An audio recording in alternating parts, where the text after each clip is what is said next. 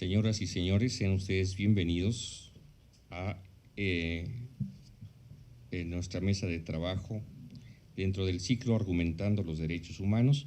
Tenemos hoy una mesa espléndida que es el tema la cooperación internacional en materia de derechos humanos. Reitero la bienvenida a todas y a todos en nombre de la Comisión Nacional de los Derechos Humanos, de su presidente, el licenciado Luis Raúl González Pérez, y de la directora general de este Centro Nacional de Derechos Humanos, la doctora Julieta Morales Sánchez. Decíamos que tenemos una mesa con académicos de mucho prestigio y que dominan este tema que es muy interesante. Ellos son la maestra María del Sol Sánchez Rabanal, el doctor Juan Pablo Prado Layande y la doctora Valeria Marina Valle. Vamos a explicar la mecánica de nuestra mesa.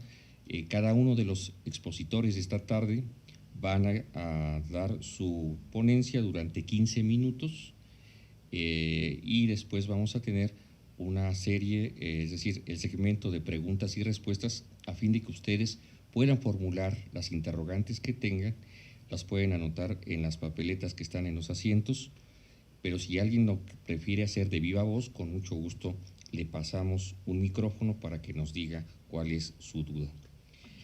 Va a abrir esta mesa el doctor Juan Pablo Prado Layande y voy a permitirme leer una síntesis curricular del doctor Prado. El doctor Juan Pablo Prado Layande es doctor en Relaciones Internacionales y Unión Europea y magíster en Cooperación Internacional por la Universidad Complutense de Madrid, cuyas respectivas tesis se dedican a la cooperación internacional en derechos humanos. Es licenciado en Relaciones Internacionales por la Universidad Nacional Autónoma de México, profesor investigador de la Universidad Autónoma de Puebla en la licenciatura de Relaciones Internacionales y en la maestría en Relaciones Internacionales y Derechos Humanos, en donde es actualmente coordinador. Fue profesor de la Universidad Nacional Autónoma de México en la asignatura Cooperación Internacional. Ha sido profesor visitante en Brasil, España y Colombia, y para la Secretaría General Iberoamericana en cursos para funcionarios de Cooperación Internacional de Iberoamérica. En la Secretaría de Relaciones Exteriores estuvo a cargo de la Subdirección de Cooperación con África y Medio Oriente y en la Secretaría de Educación Pública, en la Dirección General de Relaciones Internacionales, fue responsable de la Dirección de Relaciones Multilaterales. Trabajó como stagiaire en Europa Day, la Agencia de Cooperación del Desarrollo de la Comisión Europea de Bruselas. Redactó su tesis doctoral en la Universidad de Sussex, Reino Unido.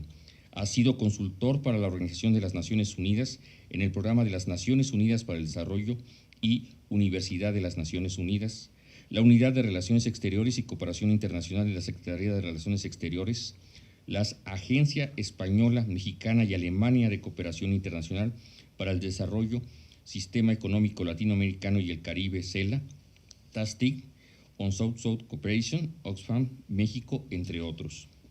Por solicitud de la Fundación Carolina, elaboró el Policy Paper, la condicionalidad de la ayuda y el enfoque en derechos humanos, propuestas prácticas para la cooperación española, financiado, el cual constituye la guía del Ministerio de Relaciones Exteriores y Cooperación de España en el ámbito del vínculo entre la política exterior, la cooperación internacional y los derechos humanos de ese país europeo.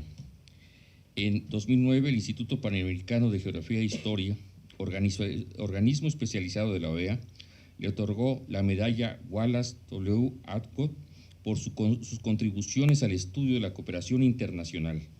En 2016 recibió en Madrid el primer lugar del Premio Iberoamericano a la Investigación en Cooperación Sur-Sur y Triangular, conferido por el Programa Iberoamericano para el Fortalecimiento de la Cooperación Sur-Sur, adscrito a la Secretaría General Iberoamericana.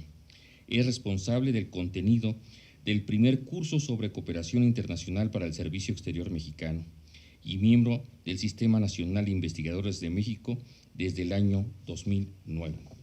Queda en el uso de la palabra el doctor Juan Pablo Prado Layande. Por favor, doctor. Muchas gracias, Arturo. Buenas tardes. Me alegra estar aquí. A pesar pesar de la lluvia lo conseguimos todos. Y además me alegra estar en este panel con personas especialistas en cooperación, con quienes de una forma u otra he trabajado, convivido, aprendido. Siempre es un gusto estar aquí para compartir conocimiento y aprender de manera reversible. Bien, voy a hacer referencia al vínculo entre cooperación internacional y derechos humanos desde una perspectiva sistémica, general e histórica. Y por eso se me otorga el privilegio de ser el primer ponente. Bien, el vínculo entre cooperación internacional y derechos humanos cobra hoy en día, yo diría, una relevancia particular, relevante.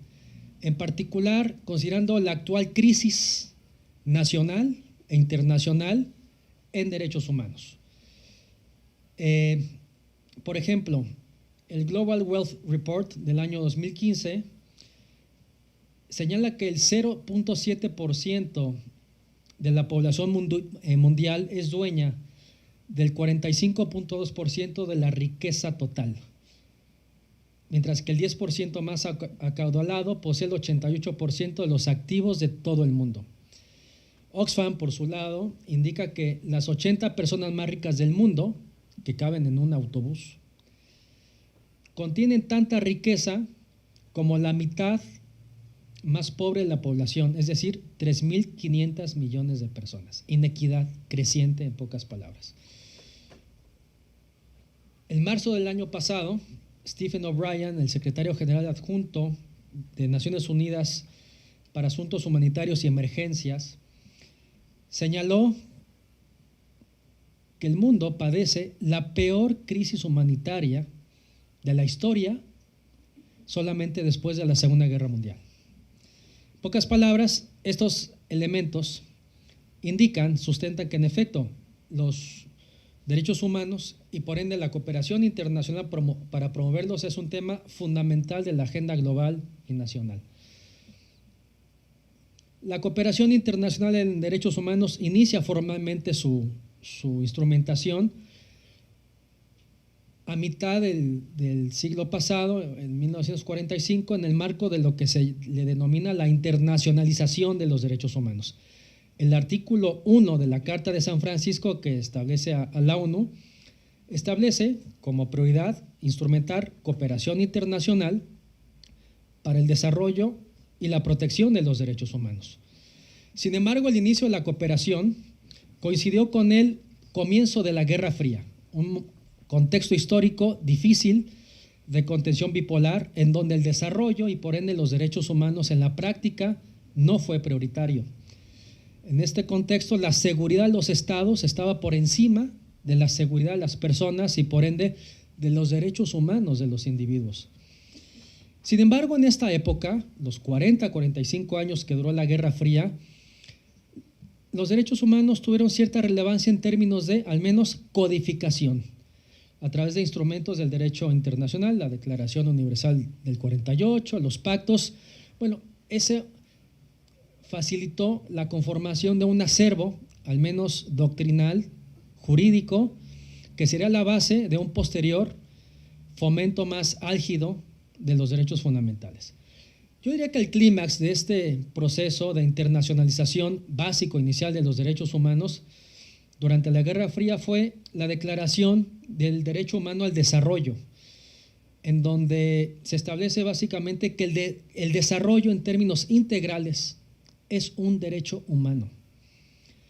Cito, el derecho al desarrollo es un derecho humano inalienable en virtud del cual todo ser humano y todos los pueblos están facultados para participar en el desarrollo económico, social, cultural y político. Dicho de otra forma, a través de esta declaración del 86, el bienestar de las personas es un derecho humano universal y por ende debe ser promovido a través de la cooperación internacional.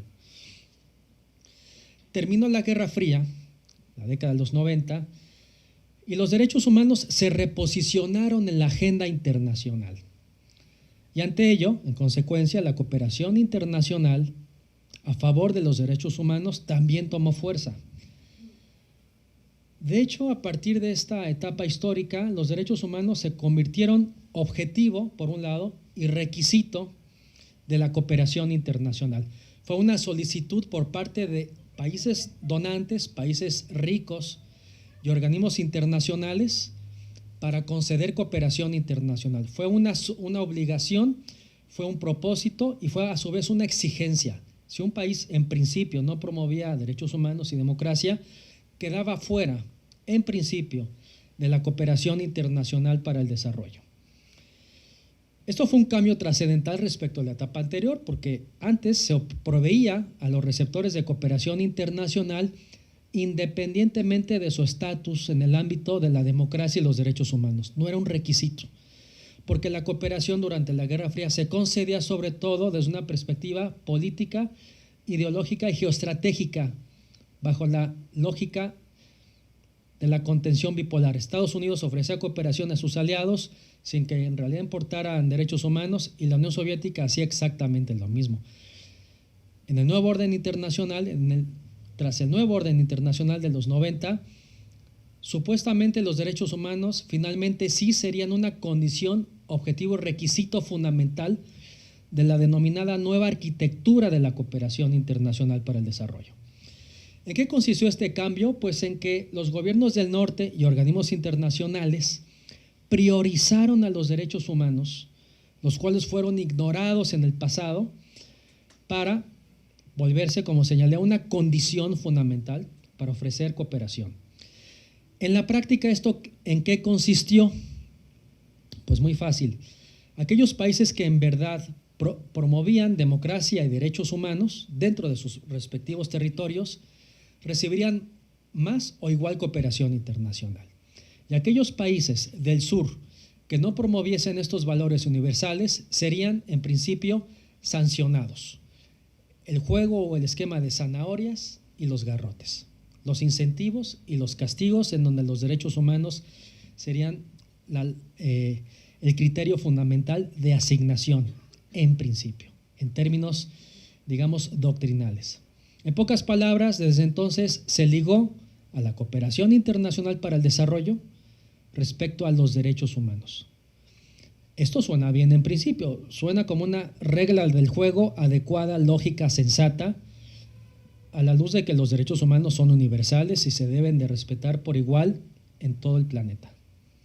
Sin embargo, la cooperación internacional para el desarrollo es un instrumento de política exterior de los países, de los donantes.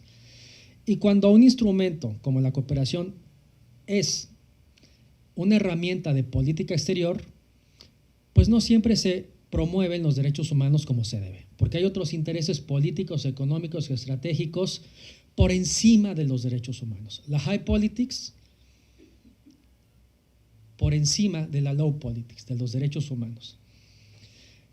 ¿Y qué ocurrió en la realidad? Más allá de estos preceptos adecuados de promoción universal de los derechos humanos vía cooperación internacional, volvimos a caer al esquema de la discrecionalidad o del doble rasero, es decir, sí, se castigaba a ciertos países que no promovían derechos humanos en sus territorios, pero no se hacía lo mismo con otros países más grandes, más importantes del sur, que igualmente tampoco respetaban los derechos humanos. Es decir, se realizó una estrategia de doble rasero en donde los derechos humanos no fueron promovidos como en principio deberían incentivarse a escala global. Por tanto, la cooperación internacional en derechos humanos se convirtió en un tema polémico, complejo, en donde por un lado se proveía de cooperación a ciertos países que incluso no respetaban los derechos humanos. ¿Por qué? Porque al fin y al cabo, los derechos humanos en la práctica no son una condición fundamental de provención de la cooperación internacional, dado que ofrecer cooperación básicamente responde a intereses políticos, económicos y geoestratégicos y no siempre con base en intereses desarrollistas o de fomento a los derechos humanos. Y por otro lado, sí se le exigió a ciertos países incentivar derechos humanos y democracia, y si no lo hacían, se les cortaba el flujo de la ayuda. Pero ¿saben a qué países se les comenzó a sancionar más que a otros? en efecto, a los países más pequeñitos, sobre todo africanos, que históricamente nunca supieron o valoraron respetar derechos humanos, no lo hicieron después del fin de la Guerra Fría, no sabían cómo hacerlo, o no les interesaba, o no habían entendido el cambio en principio de la lógica del nuevo contexto global, y esos países sí se les comenzó a sancionar, pero no se les sancionaba a otros que por su relevancia política, económica y geoestratégica tampoco respetaban derechos humanos. Estoy pensando en China, y al contrario, se les proveía de más cooperación. En pocas palabras, no es tan fácil en realidad vincular derechos humanos con cooperación internacional. Y aquí la pregunta clave ¿es posible promover derechos humanos a través de cooperación internacional más allá del juego entre sanciones e incentivos? Y la respuesta es, bueno, sí es posible promover derechos humanos vía cooperación internacional, siempre y cuando se salven algunos problemas inherentes a este asunto. ¿Cuáles son los problemas inherentes al vínculo cooperación internacional de derechos humanos? Uno, concordancia en términos de qué son los derechos humanos. Aunque están codificados, unos países entienden derechos humanos más desde cierta perspectiva y otros países promueven otros derechos humanos. Hay un relativismo de los derechos humanos, ¿no? Son importantes, sí, pero unos son más que otros en determinados contextos, sociedades, países, etc. Hay una selectividad, como señalé, espacial, temporal y conceptual de los derechos humanos. ¿Son universales? Sí, pero en la práctica unos derechos humanos son más promovidos que otros, o dicho de otra manera, ciertos derechos humanos son más olvidados que otros, en función de la óptica del proveedor de cooperación internacional o de quien califica y sanciona a terceros. Por tanto, la promoción de los derechos humanos vía cooperación es también un asunto político, es un asunto, digamos, subjetivo y que puede caer bajo los preceptos de la política exterior de quien ofrece o quita cooperación internacional. Es decir, hay una variación pragmática respecto a qué son derechos humanos dependiendo al país referente. Por tanto, hay discrecionalidad. Yo a esto le llamo el lado oscuro de la cooperación internacional, en donde, en principio, promover estos derechos fundamentales vía cooperación no siempre se hace a través de esquemas transparentes, sino que busca otros propósitos no tan claros en el escenario internacional. Para quien guste, tengo un libro a ese respecto, El lado oscuro de la cooperación internacional, que básicamente señala que lo que en principio debería ser transparente, ético, solidario, promover a nivel global derechos humanos, en varias ocasiones se transforma en lo contrario. La promoción de los derechos humanos puede volverse un instrumento de persuasión y de intromisión en asuntos internos. En realidad, y ya con esto voy terminando, incentivar derechos humanos vía cooperación internacional no es una prioridad por parte de los donantes del mundo, ni siquiera de aquellos que dicen que son paladines de la promoción universal de los derechos humanos. Estados Unidos le destina un 0.26% de los montos de cooperación a incentivar derechos humanos en terceros países y la Comisión Europea apenas y el 1.2%. En realidad, a estos grandes donantes, promotores en principio de los derechos humanos, no ejercen acciones a la altura de sus compromisos. Gordon Crawford dice que esto es así porque en realidad los donantes de cooperación internacional dedicados a los derechos humanos dedican tan poquito interés y recursos a favor de este propósito para decir que hacen algo a favor de los derechos humanos y no en sí para fomentarlos de manera adecuada. ¿Cuáles son las condiciones para promover la eficacia de la cooperación internacional en derechos humanos? Porque aquí la noticia alentadora, sí es posible, es plausible promover derechos humanos vía cooperación internacional, pero a través de algunas condiciones. Uno, bien importante, y con esto termino, que la cooperación sea estrictamente complementaria, que sea el empuje extra, que acompañe procesos, que ofrezca opciones y que no dicte derechos humanos de manera lineal o autoritaria desde fuera. Dos, que el oferente de cooperación y el socio en desarrollo trabajen juntos, junto con gobierno y autoridades civiles, que se establezcan en el ámbito de derechos humanos objetivos claros, que exista mutua apropiación de qué derechos humanos se van a fomentar. Una mezcla pragmática, yo diría entre zanahorias y garrotes, en función del comportamiento de los países receptores o de los socios al desarrollo. Porque cuando no se cumple preceptos en derechos humanos, la comunidad internacional también tiene que responder. Y sobre todo resaltando que las sanciones económicas, cuando un país no respeta los derechos humanos, no suelen ser estrategias eficaces al amparo de la cooperación internacional de los derechos humanos. En pocas palabras, concluyo, la cooperación internacional en derechos humanos sí puede ser importante, pero solamente con un ejercicio complementario que acompañe procesos nacionales previamente instrumentados.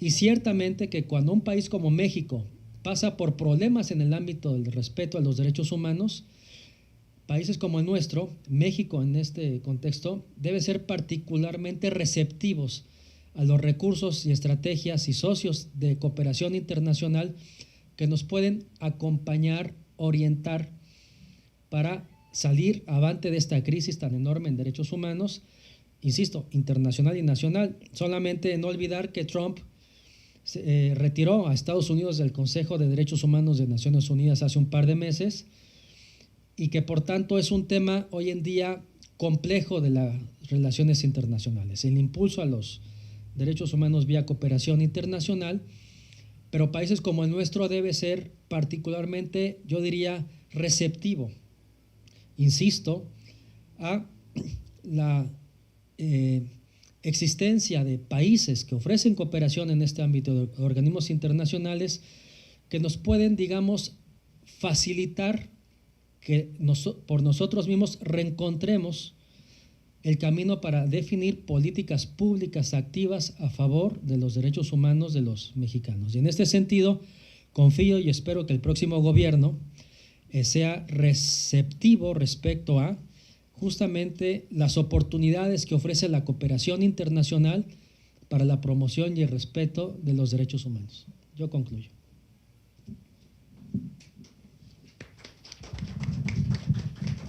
Muchas gracias. Agradecemos la intervención del doctor Juan Pablo Prado Layande, que es coordinador de la Maestría en Relaciones Internacionales y Derechos Humanos de la Benemérita Universidad Autónoma de Puebla. Muchas gracias, doctor. Es el turno ahora de la maestra María del Sol Sánchez Rabanal, que es especialista en esta importante materia. Vamos a dar una a dar lectura a una síntesis curricular de la maestra Sánchez Rabanal. Ella es asociada del programa de Gobernabilidad Democrática, punto focal de género y punto focal de derechos humanos del Programa de las Naciones Unidas para el Desarrollo en México. Es maestra en Derechos Humanos y Democracia por la Facultad Latinoamericana de Ciencias Sociales Flaxo y licenciada en Relaciones Internacionales por el Instituto Tecnológico Autónomo de México y cuenta con estudios en integración europea. Actualmente cursa el doctorado en Derechos Humanos.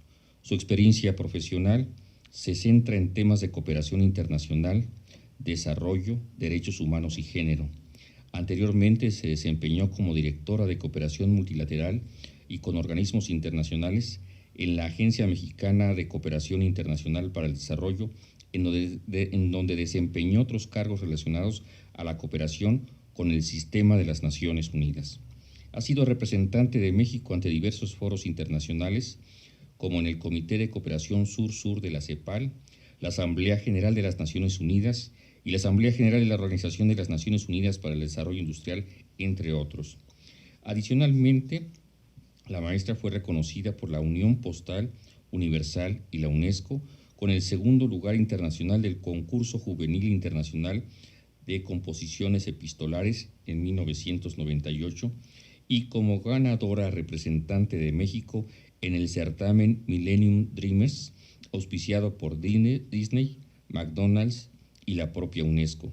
En ambos casos fue seleccionada por la labor realizada en promoción y defensa de los derechos humanos. Queda en el uso de la palabra la maestra Sánchez Rabanal. Por favor, maestra. Muchas gracias, Arturo. Muchas gracias al Centro Nacional de Derechos Humanos por invitarme a esta ponencia que une dos de mis más grandes pasiones, los derechos humanos y la cooperación internacional. La tercera es género y ya la verán en el transcurso de la presentación porque no podía dejarlo fuera, entonces también metí un poco de cuestiones de género y muchas gracias a los ponentes, me da muchísimo gusto compartir mesa con ustedes. Le di un poco un giro a la presentación, el tema como saben es cooperación internacional en materia de derechos humanos, pero yo soy fiel creyente de que toda la cooperación internacional debe tener una perspectiva de derechos humanos. Y mi idea es darles a ustedes, como interesados en cuestiones de cooperación internacional y derechos humanos, herramientas para que puedan utilizar los derechos humanos en cualquier ámbito de la cooperación internacional. Y creo que esto responde un poco a las preguntas que nos presentaba el doctor Juan Pablo, porque pues no es solo cooperación en materia de derechos humanos, sino cómo podemos utilizar la totalidad de la cooperación para promover y garantizar derechos humanos. Primero un poco de historia, no profundizo mucho porque ya Juan Pablo nos comentó un poco. Como bien lo dijo, la Carta de la ONU tiene en el artículo 1 la invitación a los Estados miembros a promover la cooperación internacional para seguridad internacional, para protección de derechos humanos. Adicionalmente, los Estados se han comprometido a integrar los derechos humanos en las políticas y programas de desarrollo que desarrollen tanto al interior de los países como hacia afuera. Más o menos por el año 2000, la ONU se dio cuenta que se necesitaba transversalizar el enfoque de derechos humanos en la cooperación internacional. Entonces desarrolló para las agencias que somos parte de la ONU y también para los Estados miembros que así desearan utilizarlo, los principios clave del entendimiento común de la ONU sobre el enfoque basado en derechos humanos para el desarrollo. Estos principios clave son muy sencillos, son 3. Indica que todos los programas de cooperación de desarrollo, políticas y asistencia técnica deben promover la realización de los derechos humanos tal y como están establecidos en la Declaración Universal de Derechos Humanos y otros instrumentos de derechos humanos, tanto convencionales como no convencionales. Igualmente dice que las normas de derechos humanos que se encuentran en la Declaración y en estos otros instrumentos y los principios que derivan de ellos deben guiar la cooperación internacional al desarrollo y los procesos de planificación de todos los proyectos de cooperación. Y finalmente, indica que la cooperación al desarrollo debe contribuir al desarrollo de las capacidades de los titulares de obligaciones para que estos a su vez cumplan con los deberes de dar derechos a los titulares de estos derechos.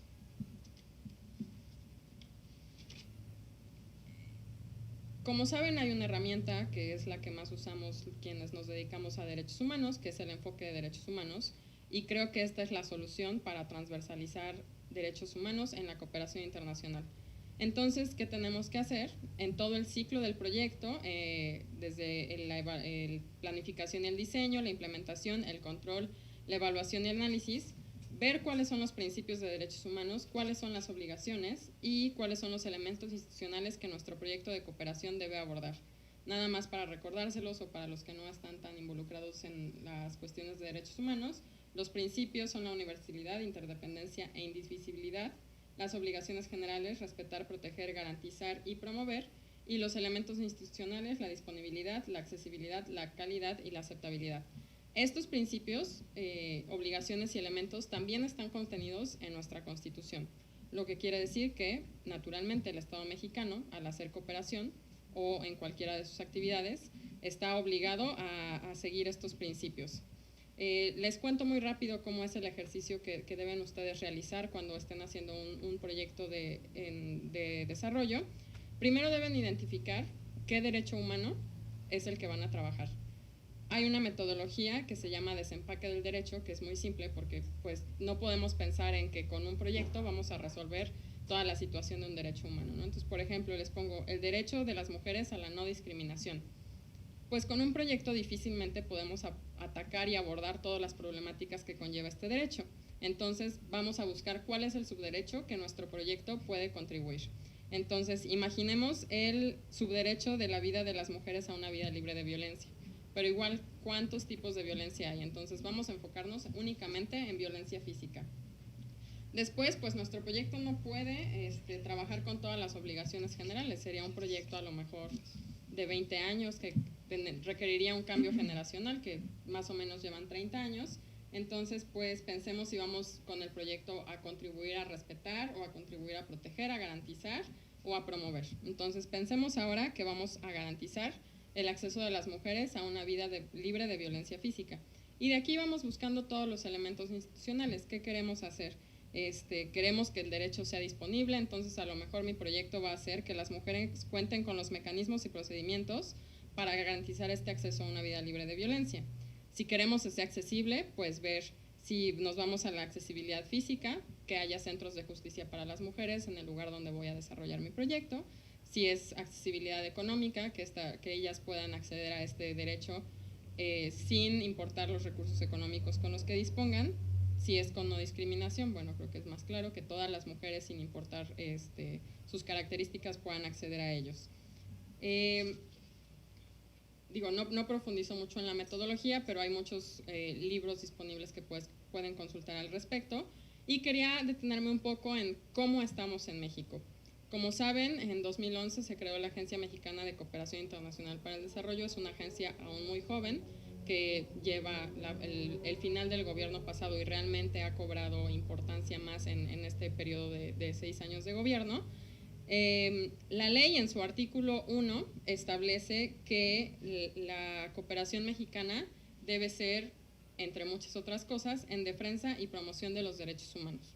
Hasta ahí estamos muy bien. En el papel parece que todo va en orden con lo que la ONU nos dice cómo debe ser la cooperación, pero cuando bajamos un nivel más al Programa de Cooperación Internacional para el Desarrollo para este sexenio, vemos que derechos humanos solo viene mencionado 9 veces en un documento de 150 páginas.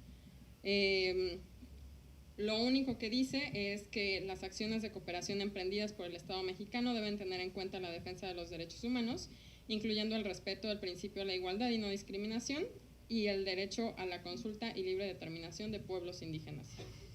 Este es el concepto que da el programa el programa de cooperación internacional de derechos humanos. Entonces realmente se queda muy corto, ¿no? O sea, derechos humanos, como saben, es amplísimo y no nos podemos quedar en igualdad y no discriminación, que sin duda es la base de todos los derechos humanos, pero además se enfoca únicamente en cuestiones de personas vulnerables, en pueblos y comunidades indígenas, y únicamente, bajándolo un poquito más, en la libre determinación de estos pueblos.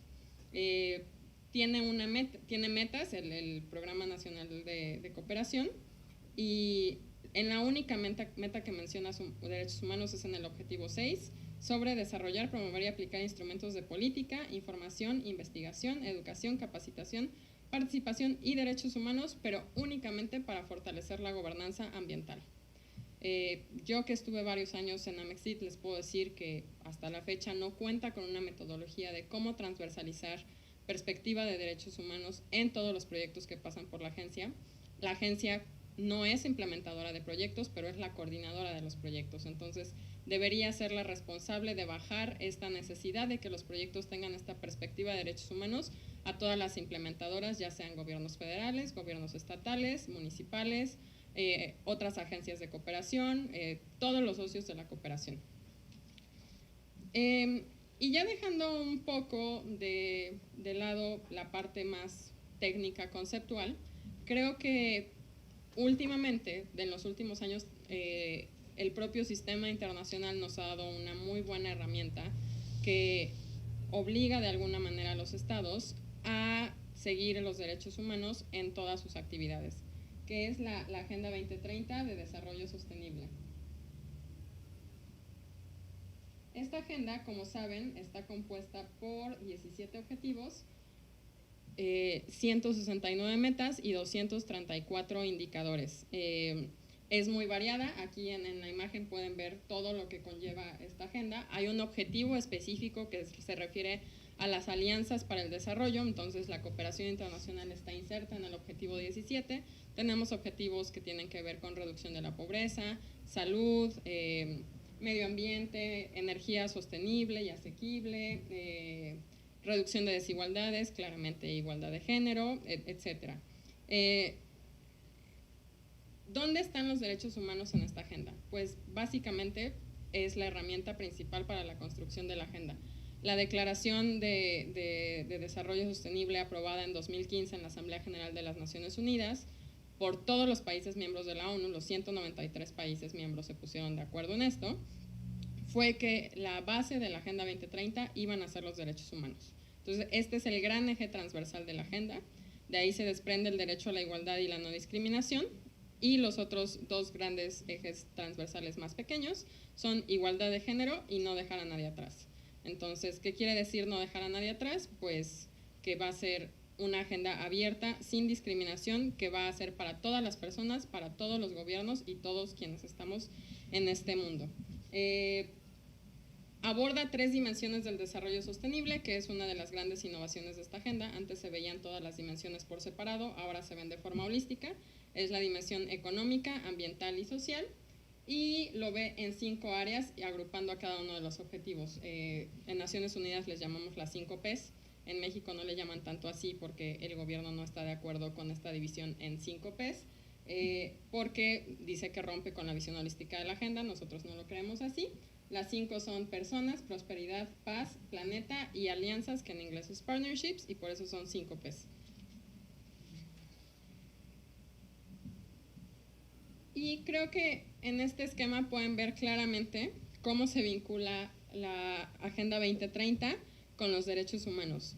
Más del 90% de los objetivos de desarrollo sostenibles están vinculados con algún estándar internacional de derechos humanos o con algún estándar laboral, que como saben los de la OIT también están adoptados dentro de la gran agenda de derechos humanos.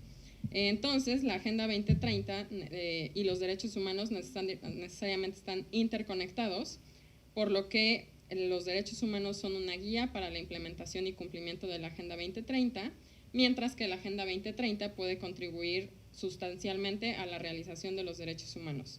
En este esquema son las grandes convenciones de derechos humanos. Metí también las convenciones ambientales porque pues pensemos ya ampliamente en los DESCA, no solamente en los DESC. Entonces está la Declaración Universal de Derechos Humanos, el Pacto Internacional de Derechos Civiles y Políticos, el Pacto Internacional de Derechos Económicos, Sociales y Culturales, la Convención de los Derechos del Niño, que es la convención que más estados parte tiene, la CEDAW sobre no discriminación contra la mujer, el Convenio de Diversidad Biológica, el Acuerdo de París sobre Cambio Climático y la Convención de las Naciones Unidas de Cambio Climático. Como ven, todos tienen vínculos, incluso algunos que creyéramos que no podríamos vincular, como vida submarina, pues si hacemos el desempaque del derecho, podemos llegar hasta el derecho a la alimentación o el derecho a un medio ambiente sano, cuestiones de salud, porque pues si contaminamos los mares necesariamente tendrá una repercusión en la salud de las personas. Entonces les pido que cuando estén desarrollando esto hagan este ejercicio, ¿no? Vean qué objetivo van a trabajar, contra qué derecho están pensando que puede incluirse y hacer el desempaque del derecho como se los presenté hace un momento para poder aterrizar hasta un derecho humano claro y así poder hacerlo exigible para el Estado.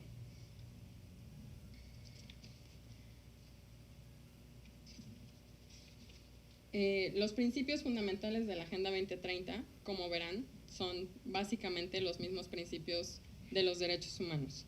La universalidad, que implica que todos los objetivos y metas son relevantes para todos los gobiernos y todos los actores, y que quede claro que esto no significa que la agenda sea uniforme y que la vamos a aplicar igual para todos los países, que fue algo que pasó con los objetivos de desarrollo del milenio. Ahora se piensa que es diferenciada y vamos pensando sobre el principio de responsabilidad común pero diferenciada. Y cada estado puede adaptar la agenda a las necesidades de su país. De estos 234 indicadores que les comenté, ahorita está en trabajo cada uno de los estados parte de la ONU en aterrizar indicadores nacionales. La integralidad es lo que les comenté de las 3 dimensiones del desarrollo, cómo las equilibra y crear sinergia entre todos los objetivos. Entonces no podemos pensar únicamente en la realización del objetivo 5, igualdad de género, sin pensar en que se realicen los otros 16 objetivos. Y no dejar a nadie atrás es que tiene que beneficiar a todos y a todas, erradicar la pobreza y las desigualdades, y también cuando estén en la revisión de indicadores que se utilizan datos desagregados. Y finalmente, ¿cómo transversalizamos la perspectiva de derechos humanos en la Agenda 2030 y en la cooperación internacional? Que creo que puede ser la herramienta para solventar los retos que les comenté tiene la MECSID, de que no enfoca su actuar en derechos humanos a pesar de que viene mencionado en la ley. Primero, una labor de abogacía. tenemos que ir con todos los actores, tanto a nivel nacional y subnacional, para explicarles por qué es importante y por qué hay la necesidad de que la cooperación internacional se realice con perspectiva de derechos humanos. E igualmente hay que incluir a medios de comunicación, sociedad civil, sector privado y todos los actores no tradicionales del desarrollo. Después, la transversalización. Hay que hacer un análisis de los planes y estrategias existentes para ver dónde estamos parados. La coordinación interinstitucional es sumamente importante y aquí es donde entra el papel más fuerte de la MECSID. Localizar los ODS a nivel estatal y municipal, identificar los vínculos entre los ODS y los derechos humanos e integrar la perspectiva de derechos humanos, que es un trabajo que ya está comenzando a realizar la Secretaría de Hacienda, en los marcos presupuestarios. Después, en el proceso de implementación, debemos desarrollar estrategias de financiación a largo plazo de la cooperación internacional para el desarrollo que incluyan esta perspectiva de derechos humanos e identificar y priorizar aceleradores de los objetivos de desarrollo sostenible. Finalmente, en el monitoreo hay que hacer un mapeo de los datos existentes. Este mapeo debe ser con perspectiva de derechos humanos. Hay preguntas muy específicas que nos debemos hacer, como quiénes son los beneficiarios, análisis de situación, si mi proyecto de desarrollo va a afectar a una comunidad o no la va a afectar, cuál es el riesgo que tiene de violación de derechos humanos, porque los hay, como lo dijo Juan Pablo Prado, muchas veces llegan los proyectos y no se fijan en los beneficiarios, sino únicamente en la política, ¿no? Entonces sí hay que hacer unos análisis bastante serios de las implicaciones sobre los derechos humanos negativas que puede tener el proyecto de desarrollo. Y finalmente, la elaboración de informes de los ODS nacionales tienen que ser realizados también con perspectiva de derechos humanos. La Agenda 2030 es una herramienta bastante útil. La Comisión Nacional de Derechos Humanos ya está utilizando la agenda para sus recomendaciones al gobierno. Entonces, esto quiere decir que podemos hacer mediante todos estos mecanismos que la agenda sea vinculante para los estados. No es vinculante porque es una resolución de Asamblea General que no tiene ningún tipo de vinculatoriedad, es más una herramienta de soft law, pero si unimos todos los instrumentos y relacionamos la agenda al derecho internacional de los derechos humanos, podemos exigir al Estado que ésta sea cumplida. Y uno de los mecanismos es la cooperación internacional para el desarrollo. Gracias.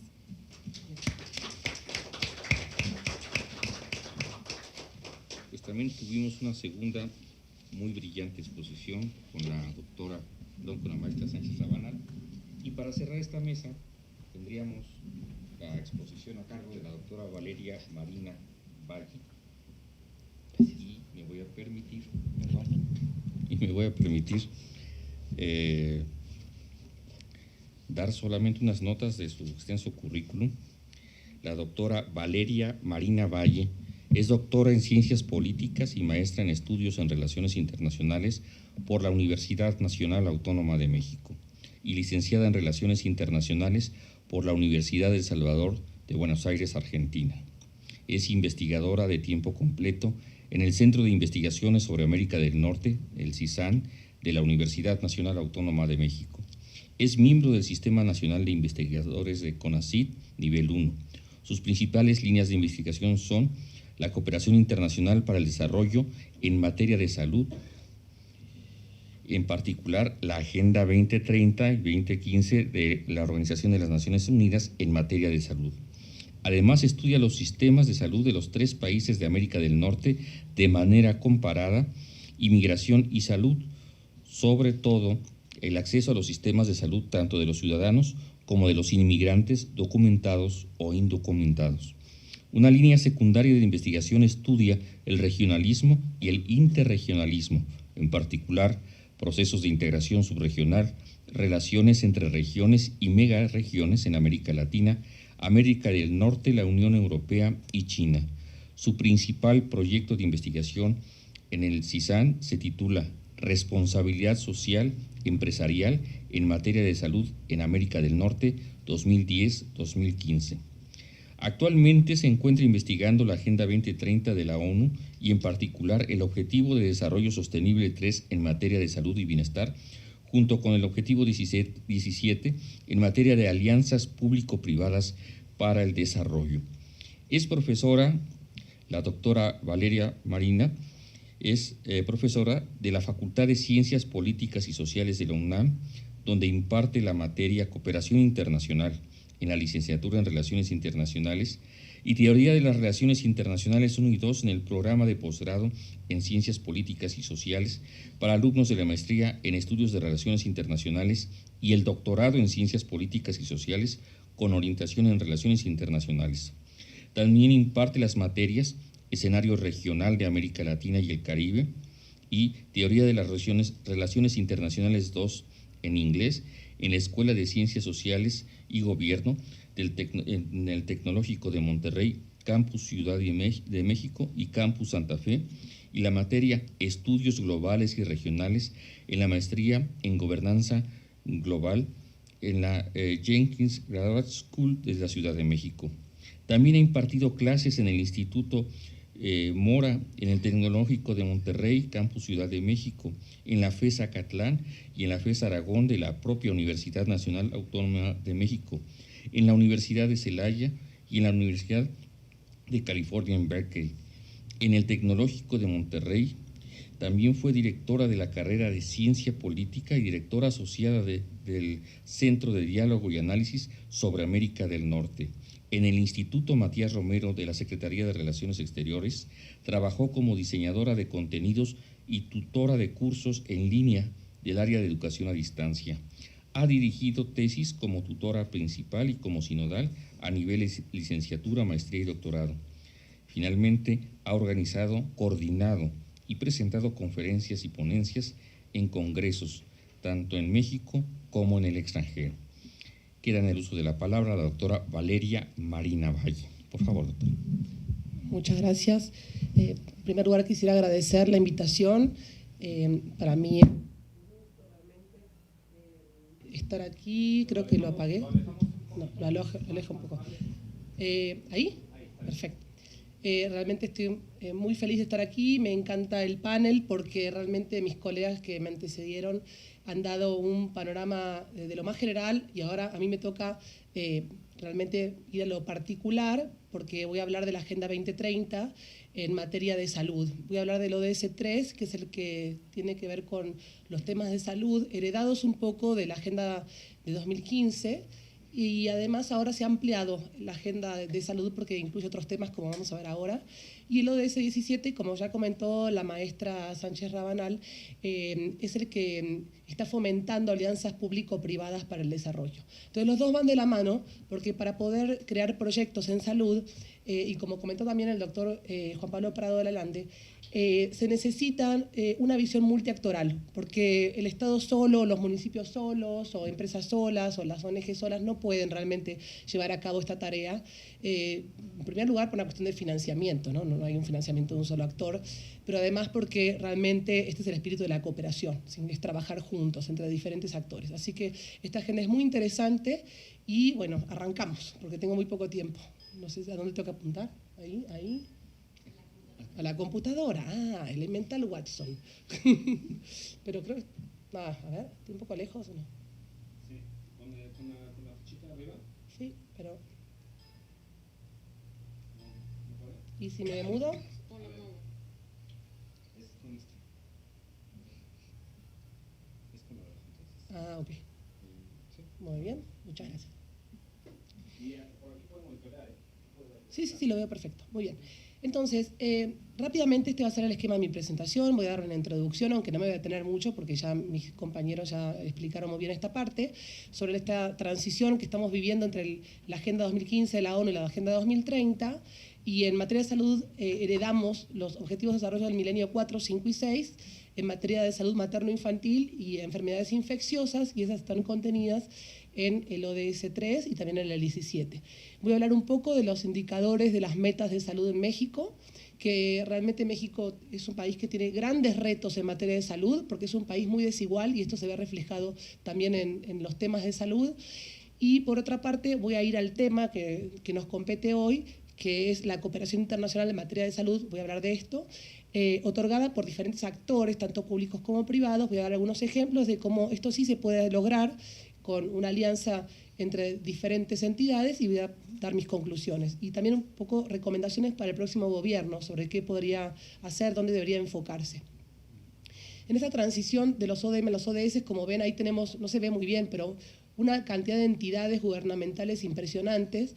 El que realmente se ha dedicado a los temas de salud ha sido la Secretaría de Salud, pero también ha trabajado con otras áreas. Pero es la más importante, la más representativa que lleva los temas de salud en este momento.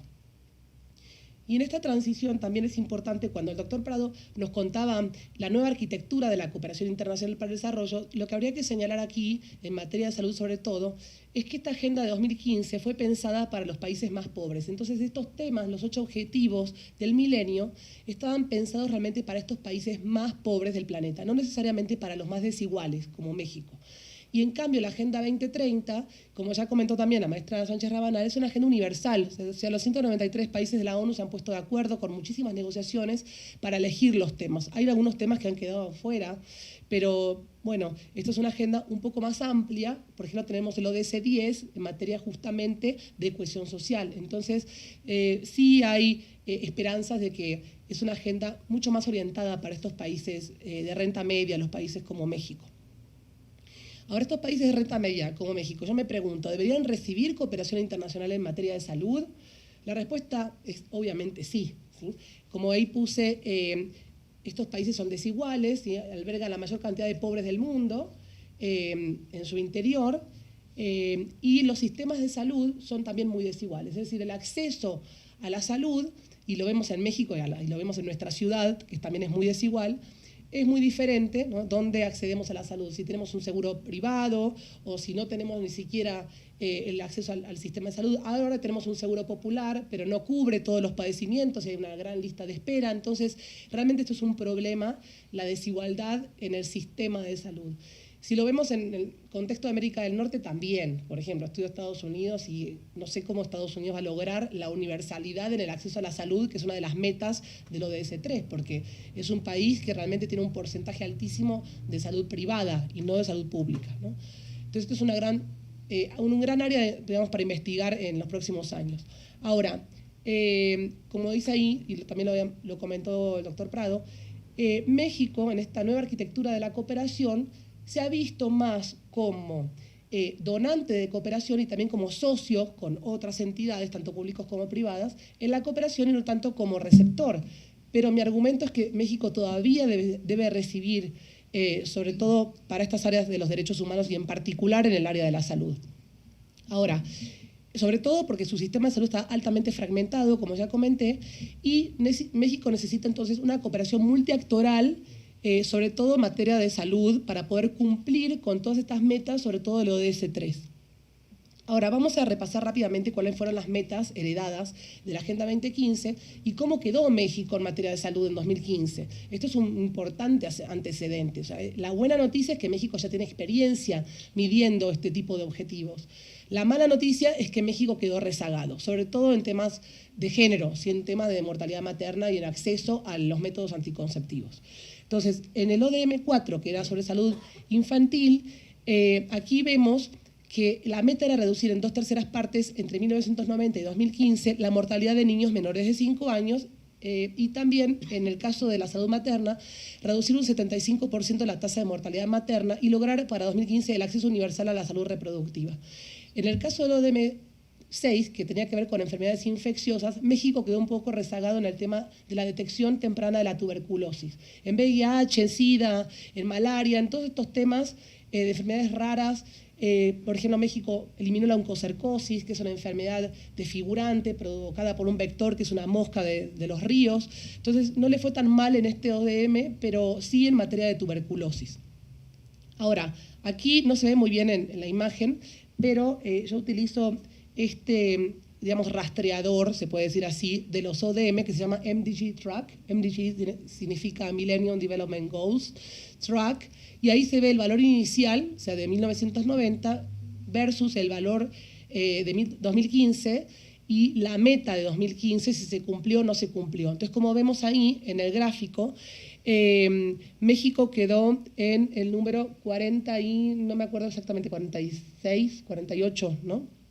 Dice ahí 48, 49, sí. que ha habido siempre, depende del indicador, hay 46, 47, 48, 49. En este caso, la MDG Track dice 49 muertas por cada 100.000 niños nacidos vivos. Pero la meta para México era 22. Entonces México no cumplió esta meta de desarrollo del milenio. Entonces, ahora tenemos un gran problema con la meta del ODS 13 en materia de mortalidad materna, porque la meta de la ONU ahora es lograr el número de 70 muertas, o sea, madres muertas por cada 100.000 nacidos vivos. Y se supone que entonces México ya lo cumplió. ¿Por qué? Porque tiene el número de 49, ¿sí? 49 es menor que 70. Entonces, el riesgo aquí es que desde nuestro sistema de salud, o sea, observen todo lo que hay que cumplir hasta 2030 y que digan, no, esta meta ya la cumplimos. Entonces, pasemos a otro tema más importante. Y el tema de la mortalidad materna es gravísimo para México. Entonces, obviamente es más grave en otros países africanos, por supuesto, ¿no? Pero sí es un tema importante.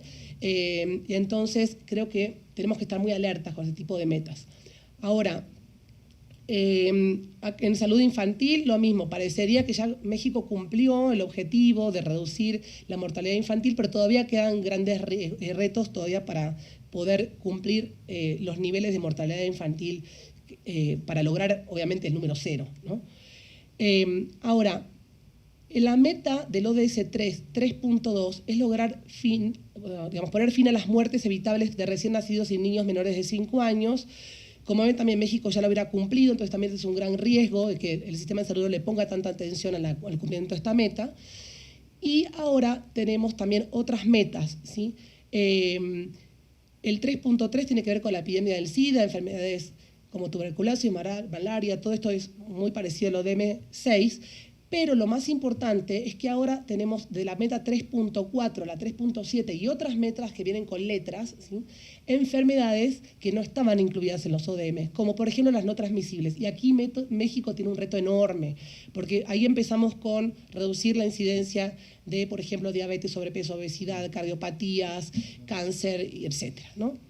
Y aquí, bueno, yo me di a la tarea, acabo de terminar un artículo sobre estos temas, de hacer entrevistas, porque realmente no hay mucho publicado sobre todo esto, y una entrevista la hice con el punto focal, o sea, la persona encargada de enviar los datos a la oficina de la presidencia, donde funciona realmente este grupo, ¿no? Que está tratando de elaborar una plataforma de la Agenda 2030, y es la Dirección General de Evaluación del Desempeño, y por lo que estamos viendo aquí, esta entidad del gobierno está diciendo que la meta de la ONU de reducir en 3/4 partes la mortalidad prematura por enfermedades no transmisibles es demasiado ambiciosa.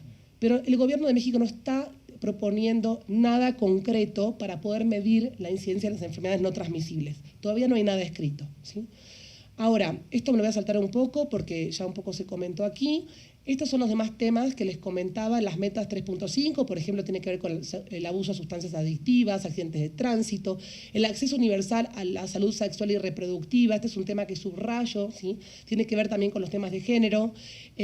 México todavía no logra realmente ampliar de manera importante el acceso a la salud reproductiva y la cobertura sanitaria universal, eso a pesar del Seguro Popular, todavía México lo tiene que cumplir.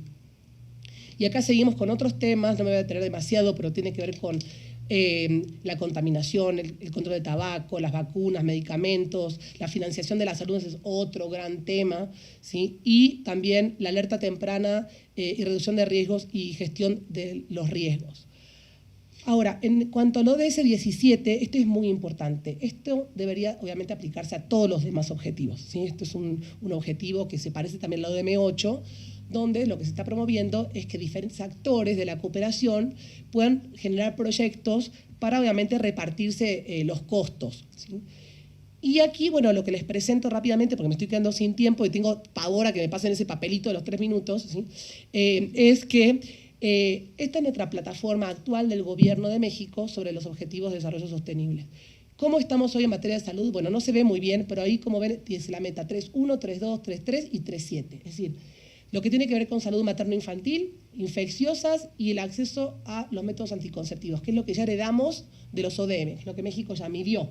Pero no tenemos nada en cuanto a los nuevos temas de la agenda en salud. Ahora, vamos a ir al tema de los ejemplos ahora, de cómo es muy importante que actores públicos, privados y de diferentes sectores se unan para los proyectos en materia de salud. Desde los años 90, y me gustó muchísimo entonces la introducción del doctor Juan Pablo Prado, tenemos una proliferación de estos temas de la cooperación en la agenda internacional por una cuestión muy obvia. Se acaba la Guerra Fría y estos temas de la agenda se vuelven a posicionar como importantes, por lo menos antes del 11 de septiembre, ¿no? Y después, bueno, otra vez vuelve a securitizarse la agenda.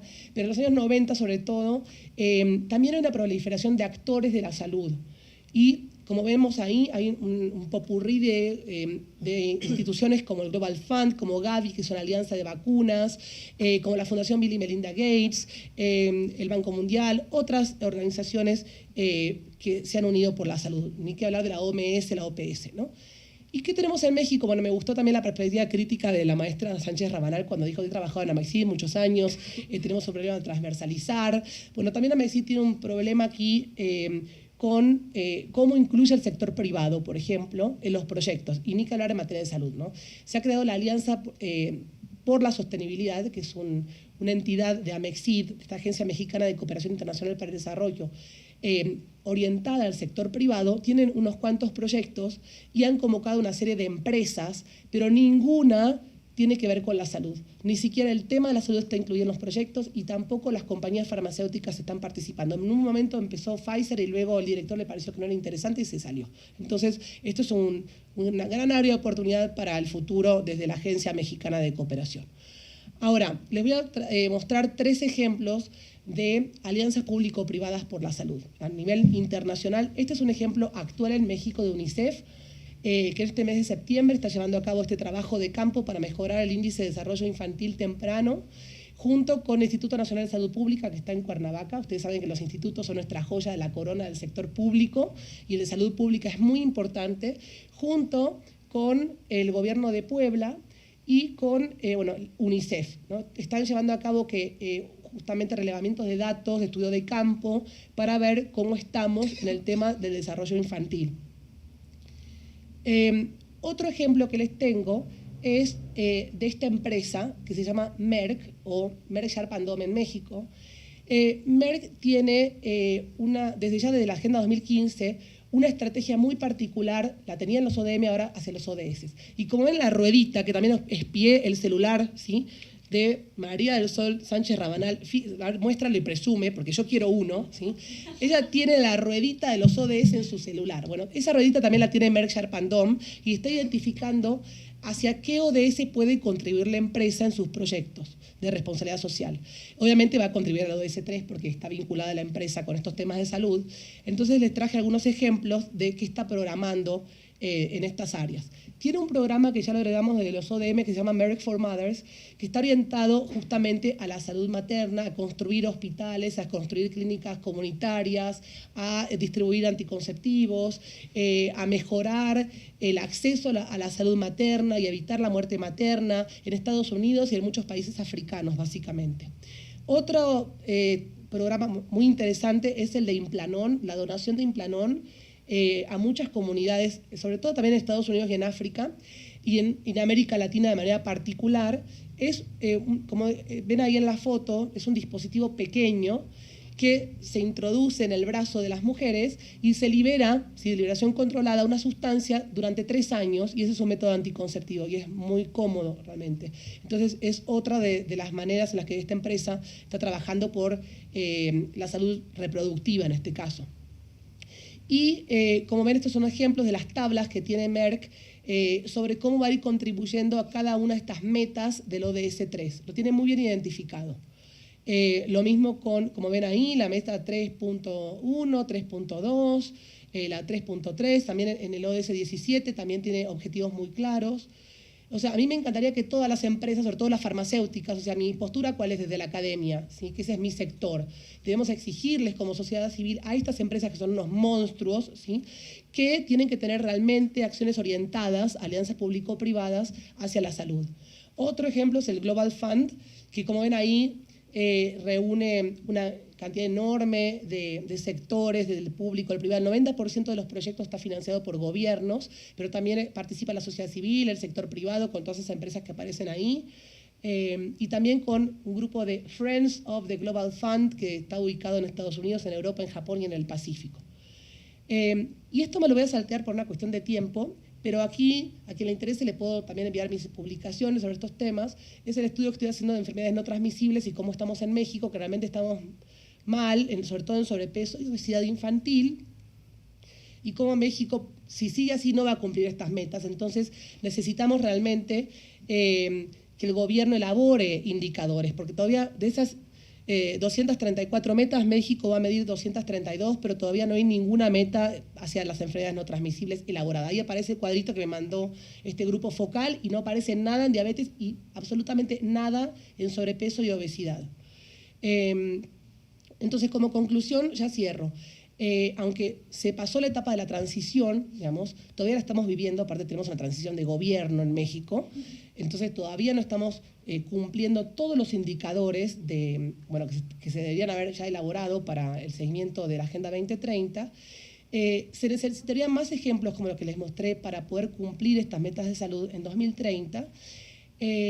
Y la gran pregunta es si se va a medir la obesidad, el sobrepeso y la diabetes o no, porque parecería que como está elaborado por este actual gobierno no hay ninguna meta elaborada hasta el momento. Y las preguntas que les dejo en el tintero son las siguientes. ¿Va a priorizar realmente México la cooperación internacional en salud? ¿Se va a fomentar alianzas público-privadas hacia la salud? ¿Se va a priorizar la lucha contra las enfermedades no transmisibles como la obesidad, la diabetes y el sobrepeso? La respuesta es que sí, que México debería priorizar todos estos temas y que debe haber una gran alianza entre el equipo de transición, más que nada, entre el actual gobierno y el que sigue, ¿sí? Y bueno, por aquí lo dejo por si tienen alguna pregunta, dudas, y me pongo a su disposición para seguir en contacto si les interesa el tema. Muchas gracias. Muchas gracias, doctora. Muy importante, los datos que usted nos aporta. Le agradecemos mucho. Bien, con esto cerramos y yo quiero agradecerle mucho a nuestros ponentes porque nos han dejado un panorama muy amplio acerca de la cooperación internacional en materia de derechos humanos, pero también yo creo que todos los presentes nos quedamos con muchas inquietudes. Muchísimas gracias. Y solamente nos restaría, pues, en nombre de la Comisión de Derechos Humanos, otorgarles una constancia por esta participación. Me voy a permitir darle lectura. Vamos a empezar por la maestra María del Sol Sánchez Rabanal. La Comisión Nacional de los Derechos Humanos otorga la presente constancia a la maestra María del Sol Sánchez Rabanal por su valiosa participación como ponente en la Mesa de Análisis Cooperación Internacional en materia de derechos humanos dentro del ciclo Argumentando los Derechos Humanos, el día jueves 6 de septiembre de 2018, en el auditorio del Centro Nacional de Derechos Humanos, Ciudad de México, 6 de septiembre de 2018. Lo firma la doctora Julieta Morales Sánchez, directora general del Centro Nacional de Derechos Humanos. Muchas gracias, maestra Sánchez Rabanal.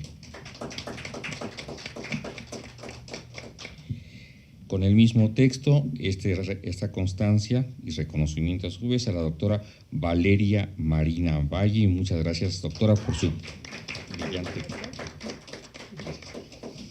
Y a quien abrió también brillantemente, igual que nuestras dos ponentes, esta mesa, al doctor Juan Pablo Prado Layende, pues le damos muchas las gracias por su participación, doctor, muy amable.